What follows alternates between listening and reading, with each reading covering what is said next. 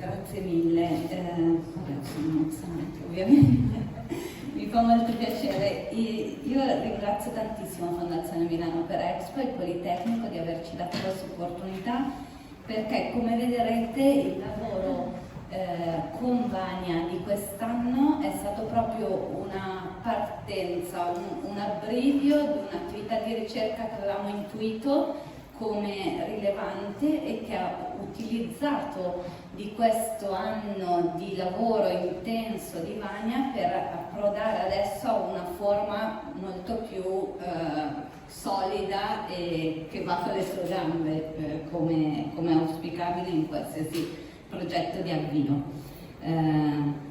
Procedo e intervisterò Vanja per voi. Intanto ci tengo a sottolinearvi, io ovviamente abbiamo preparato le domande insieme, ma Vanja ci sta assolutamente capendo, cioè si è integrata anche proprio nel gruppo di lavoro, nella cultura, nell'humus del laboratorio, utilizzando l'italiano e in un modo veramente eccellente e eccezionale. Quindi, Vanja, raccontaci di te, da dove arrivi e come mai hai deciso di venire in Italia. Buongiorno a tutti, parlo italiano molto bene per stare qui solo un anno, però preferisco fare oggi in inglese perché sono più libera a parlare in inglese per questo.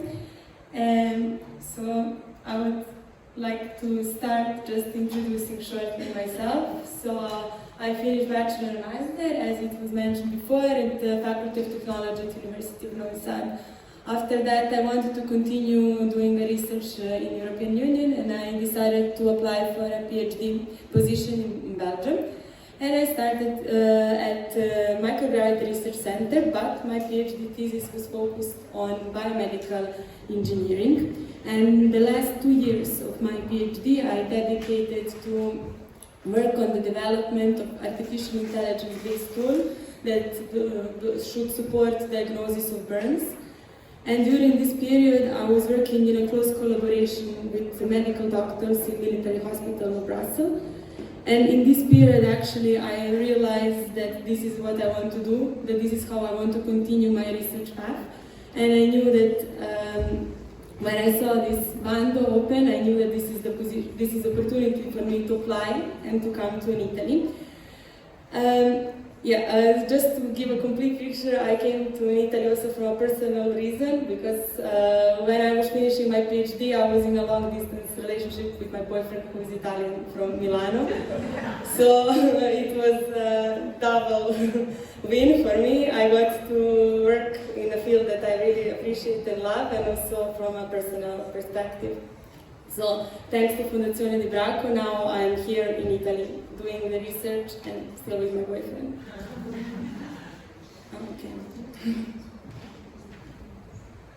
L'argomento di ricerca che abbiamo proposto L'argomento di ricerca che abbiamo proposto è sull'uso di intelligenza artificiale trustworthy, che potremmo tradurre in degna di fiducia, per l'applicazione in oncologia medica. Cosa ti ha affascinato di questo argomento? We are living in the era of big data and artificial intelligence. Every day we are seeing new applications, new developments, like everyone heard, I guess, for ChatGPT. And me as an engineer, I'm fascinated with these topics. But as I mentioned before, I'm also fascinated with the medical application. So my idea was that if we already have all of these available technologies that can help us in so many ways, why we don't try to translate them and to adapt them for the medical field that probably needs them more than any other field. And but to do so, we need to fulfill some requirements that are requested from the medical field. And actually, one of the reasons why application of artificial intelligence in medical field is progressing slower compared, for example, to finance or to writing or to generation of images is because it's not so easy to do it. Several challenges is, of course, getting enough data needed that is already ready to use for artificial intelligence and machine learning algorithms. But another big challenge is also how to explain to doctors and how to prove to medical oncologists and patients that actually what we are doing is correct and that it's something that they can trust. And I see this as an opportunity to work in a collaboration with them to develop tools that can be useful, that can help them, that in the future they can improve their work and also improve quality of life of the patients. Uno degli ingredienti essenziali per attivare questa attività di ricerca è stato la collaborazione con un gruppo di medici oncologi dell'Istituto Nazionale dei Tumori, con cui già avevamo avviato una collaborazione interessantissima. In questa esperienza cosa hai imparato quest'anno? Yes, I was very lucky to start from the first day to work in very close collaboration with my colleagues from Istituto Nazionale dei Tumori. As you can see on this picture, it's me, and all the others are a team from Istituto. I also really want to thank Ursula Prelai. She was the one who introduced me to the team, and with her I'm working from the day one. And she's a medical oncologist, but she's also a PhD student at NIR Lab, at our lab. And she's one of the first new generation researchers that we need, that has broad knowledge from both sides of the story. So we started collaborating by day-to-day interactions. So I was going there often, we were having calls, we were working on the curation of databases. But we also started something that we call the Journal Club. It's 2 weekly meetings when we get together and we discuss new publications from our fields. We are giving technical inputs, they are giving their medical input, and this is how we are actually getting really into the deep of the topic. To be more specific what I learned, I just want to highlight several things. I actually learned to ask clinically relevant questions, because we can work on development of a lot of great models with very high accuracy, with very great precision, but if they are not useful clinically, it's very unlikely that they will ever reach a broader audience in these settings. So another thing is that I start much more appreciating the data that we are getting from them, because I know how much effort they need to put to collect all the data that they are giving for me to train my models, and for us it's never enough, we always want more. But also I started valuing each type of data that they are collecting. I know that some data is collected routinely, but some other data is taking a lot of money and a lot of time to be collected. And of course, as in every interdisciplinary world, importance of clear communication, to be precise and to explain exactly what we need and what we want to achieve. Uno degli obiettivi iniziali che hai svolto è un ampio studio sistematico della letteratura sull'uso di intelligenza artificiale in oncologia. Come sintetizzeresti per noi il panorama che hai visto e studiato? So, we started from a broader picture, but once we start getting more into the topic, it was really evident that we need to narrow down our ideas and to focus more our research. There are a lot of ways that AI can be introduced into medical oncology. Some of the tools that are generated are used for screening diagnostics, some for the outcome prediction, relapse prediction, prediction of adverse events and qualities of life. And of course, by the recommendation from the medical side, we decided to focus on the AI decision-making tools for the predicting the efficacy of treatments. This can be treatments of immunotherapy, chemotherapy, radiotherapy. And to just show you what we did, Arcella that I mentioned before, and I was doing the systematic literature review that was focusing on using of AI methodologies to predict immunotherapy efficacy across all different cancer types. In the results here you can see that we identify 90 studies that were fulfilling our criteria, and 81% of them were published in 2021 and 2022. We concluded this study in October 2022, so these numbers are much higher right now. The most frequently studied cancer type was non-small cell lung cancer, second one melanoma, while 25% of the studies included pan-cancer studies. One of the main conclusions of our systematic review is that there is a high promise of these methodologies, but we are lacking the evidence for immediate changes in the clinical practice. Some of the challenges, to be more specific, is exactly the lack of available data that can be used to develop these models. A lot of different types of models that are available right now, and people are continuously trying to develop more and more and more, and actually we can maybe just try to collaborate together and to use open source models and to work all together towards the same goal. It's missing still standardization and guidelines. Again, the question of the model trustworthiness, generalizability, and designing the study from the beginning that will include AI tools. So usually studies are done retrospectively. We need more prospective studies that are including AI from the beginning.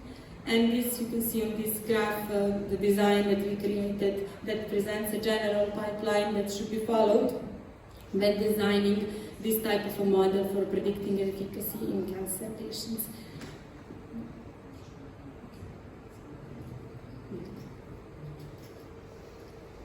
Abbiamo parlato di trustworthy AI. Qual è la tua impressione e quanto pensi o cosa pensi sia essenziale perché ci sia un reale impatto nell'ambito dell'oncologia medica, dell'intelligenza artificiale? We'll skip this, it's a bit more technical, but if someone has some questions after, we can discuss. As I mentioned before, to really move forward and to really continue with implementation of trustworthy AI into clinical practice, we need clear standards, clear guidelines. This is actually improving a lot in the last couple of months, I would say. There are several new guidelines and standards that were published and well accepted.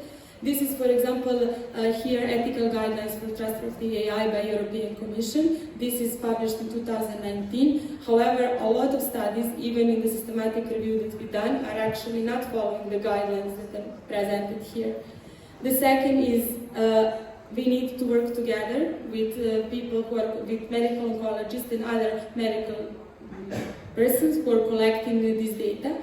And we need to help them to generate high quality and high volume data that can be used and shared. It's important to have an open access to the data and open sources of the models of open source. Again, gaining the user's trust, but this doesn't mean just applying post hoc analysis, explainability of our models. It means also that we need to work in a way that we are communicating constantly with them, trying to explain them how the model is working, what is actually accuracy of the model. Can model also be, say, I don't know, can he detect the patient that he doesn't know the answer to? We need to work together to understand actually what is needed also from their side to be fulfilled. And as I maybe introduced Arcella as one of the first new generation of researchers, we need a special education that will combine medical expertise and that will also have an engineering and data scientist expertise.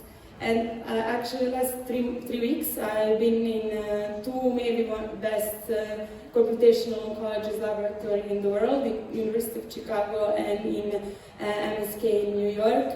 And we have seen that they are progressing in this direction. They are enrolling a lot of MD, PhD students. And I think this is also the way how we need to proceed here.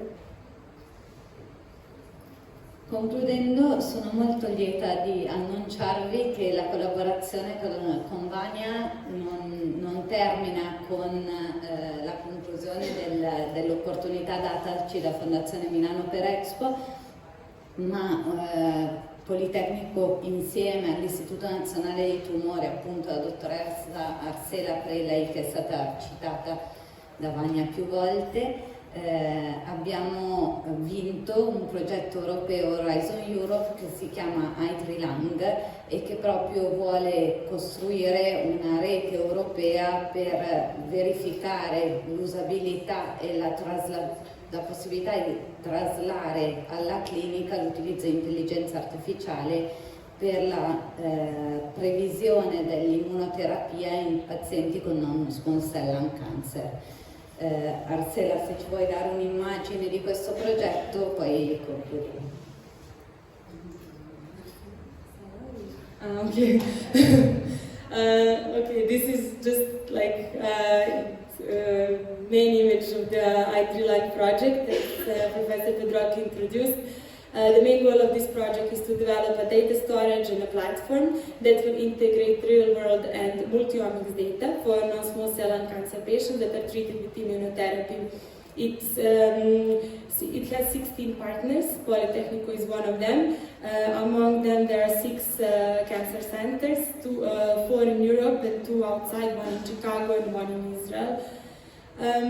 It should enroll prospective and retrospective patients. Retrospective patients are 2,000, prospective also around 2,000 patients. This data in the end should be used to develop decision-making tools that will predict the efficacy of immunotherapy. And the project finishes in 4 years from now. So, just also for the next slide. Okay. This is one of the preliminary. We are opening a joint research lab between Istituto Tumori and Politecnico, and this is our logo that we decided like last week. So this is one of the first time that we are introducing the logo, and that's it.